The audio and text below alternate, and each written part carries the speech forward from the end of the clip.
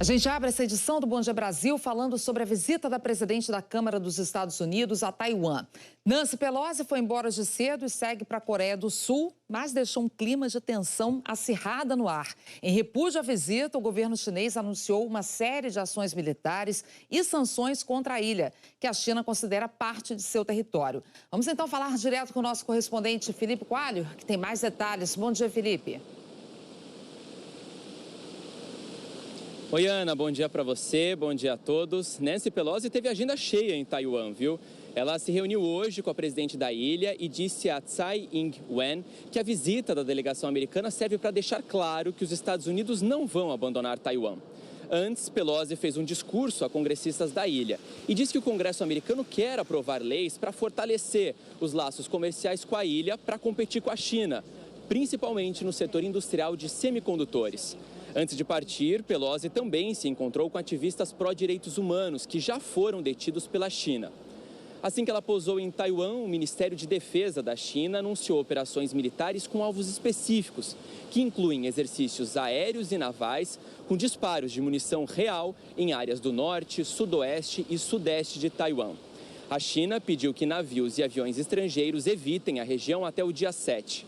Taiwan reforçou a segurança, acusou a China de bloqueio naval e aéreo e começou a negociar com Japão e Filipinas por rotas alternativas. Mas a China disse que os planos não prejudicam a liberdade de navegação. O governo chinês suspendeu a importação de produtos de Taiwan, como frutas cítricas e artigos de pesca, e interrompeu a exportação de areia para a ilha. O embaixador americano em Pequim foi convocado para explicações. Apesar da reação chinesa, o porta-voz de Segurança Nacional da Casa Branca diz que os Estados Unidos não vão ser intimidados pela China. Ana. Obrigada, Felipe. E a gente vai ver agora que essa tensão entre China e Taiwan é bem antiga. Primeiro, localizando, Taiwan é uma pequena ilha no Sudeste Asiático, fica a 180 quilômetros do território da China continental e bem próxima dos principais países da região, como Filipinas, Vietnã, Japão e Coreia do Sul. Por isso, a ilha é considerada estratégica do ponto de vista comercial e militar pelo governo chinês. Taiwan ficou em poder do Japão entre 1895 e a Segunda Guerra Mundial. Com a derrota dos japoneses, a China, então, retomou Taiwan. Logo depois, começou uma guerra civil na China entre nacionalistas e comunistas. Com a vitória dos comunistas, em 1949, Mao Tse-tung assumiu o poder na China continental. E líderes nacionalistas fugiram para Taiwan e estabeleceram ali o próprio governo. Desde então, a ilha é administrada por um regime democrático, com sistema eleitoral próprio, poder legislativo, presidente. Mas, em todo o mundo, só o Vaticano e mais 13 países, a maioria pequenas ilhas, reconhecem a independência de Taiwan.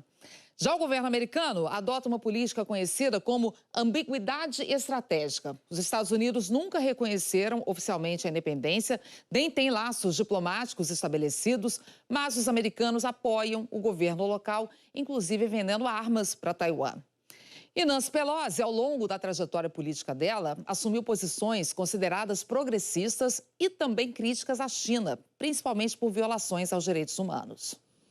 A democrata Nancy Patrícia D'Alessandro Pelosi tem 82 anos. Está no 17º mandato. Durante essa longa trajetória, esteve sempre à esquerda do partido com posições progressistas. Foi a primeira mulher a presidir a Câmara dos Deputados em 2007, cargo que voltou a ocupar em 2019. Durante os 2 períodos no comando da Câmara, Nancy Pelosi liderou a oposição aos presidentes republicanos, George W. Bush e Donald Trump. Pelosi tem sido uma crítica contundente da China no Congresso. Foi contra a entrada dos chineses na Organização Mundial do Comércio. Defendeu o boicote à Olimpíada de Pequim. Há 30 anos, ela apareceu de surpresa na Praça da Paz Celestial, em Pequim. Exibia uma faixa em memória das vítimas mortas na violenta repressão aos manifestantes pró-democracia em 1989. Nancy Pelosi representa São Francisco, onde há forte presença de chineses anticomunistas pró-Taiwan.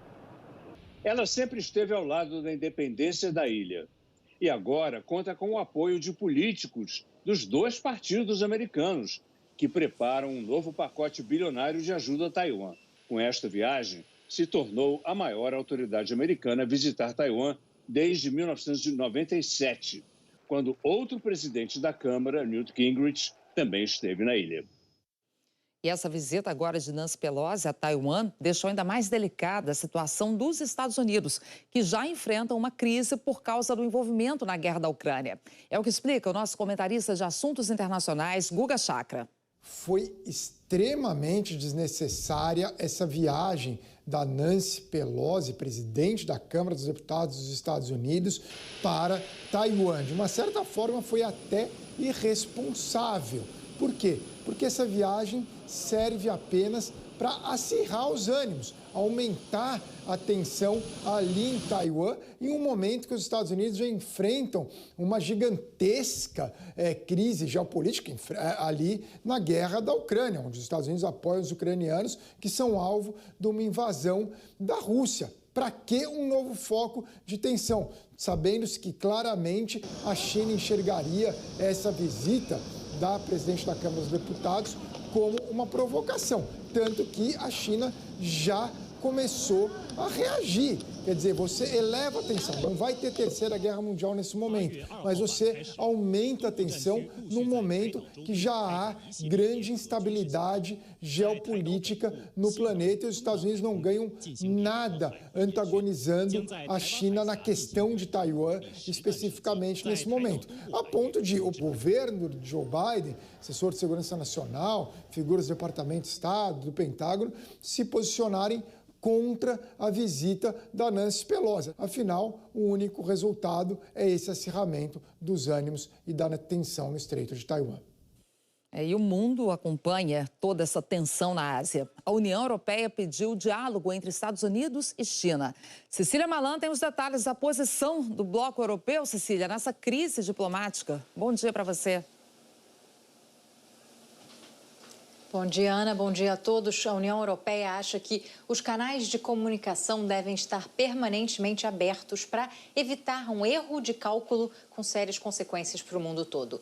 Um porta-voz disse hoje que o bloco europeu busca boas relações com Taiwan e, ao mesmo tempo, tem a posição clara de apoiar a política de uma só China, que reconhece o governo da República Popular da China como sendo o único do país como um todo. Esse princípio de uma só China foi estabelecido por uma resolução das Nações Unidas de 1971 e, desde então, é respeitado pelos governos americanos. Mas Washington teme que Pequim possa ampliar o poderio no oeste do Pacífico e ameaçar bases militares na região se assumir o controle de Taiwan.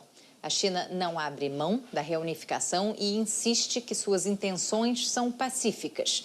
O governo autônomo em Taipei não acredita nisso. Taiwan tem enorme importância no mercado internacional de eletrônicos. Somente uma empresa da ilha exporta mais da metade dos semicondutores usados no mundo.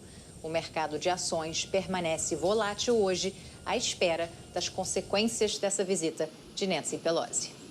E, Cecília, enquanto isso, tem uma outra crise que afeta a economia global, que é a guerra da Ucrânia. Aquele primeiro carregamento de alimentos que saiu do país desde o início do conflito chegou hoje na Turquia. Chegou, já foi inspecionado por autoridades turcas e seguiu para o destino final, Ana, o Líbano. Essa inspeção faz parte do acordo costurado pelas Nações Unidas, pois os russos temem que a Ucrânia possa utilizar os navios para receber armas. Esse primeiro carregamento leva 26 mil toneladas de milho. O acordo tenta diminuir a pressão sobre o preço mundial dos alimentos, já que a Ucrânia é um dos principais exportadores de grãos.